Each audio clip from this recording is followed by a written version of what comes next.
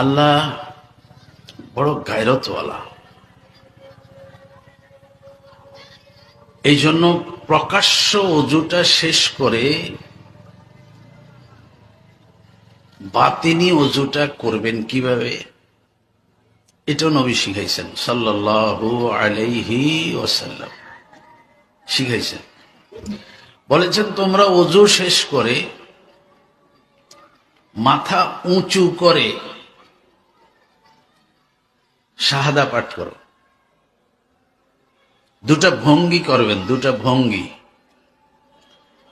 ওযুর পরে মাথা উঁচু করা একটা ভঙ্গি, মুখে তো বলতেই আছেন আশহাদু আল্লা ইলাহা ইল্লাল্লাহ ওয়া আশহাদু আন্না মুহাম্মাদান আবদুহু ওয়া রাসূলুহু, মুখে বলবেন, মাথা উঁচু করবেন, আঙ্গুলটা উপরে উঠাবেন।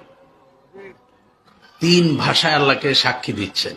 মাথা উঁচু করে এক সাক্ষী দিচ্ছেন, আঙ্গুল উঁচু করে একটা সাক্ষী দিচ্ছেন, মুখে বলতেছেন আশহাদু আল্লা ইলাহা ইল্লাল্লাহ ওয়া আশহাদু আন্না মুহাম্মাদান আবদুহু ওয়া রাসূলুহু।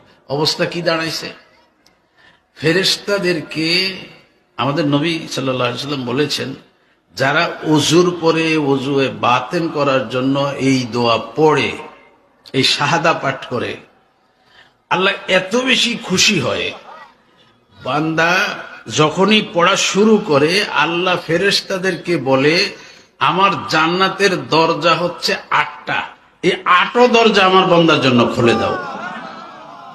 শাহাদা পাঠ করতে হয়।